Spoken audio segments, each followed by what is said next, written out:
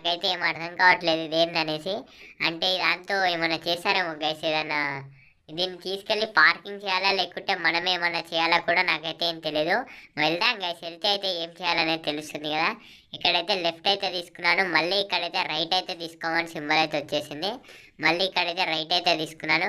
కానీ గేమ్ అయితే చాలా అంటే చాలా బాగుంది గైస్, అంటే బాగా టైంపాస్ అయితే అవుతుంది అనమాట.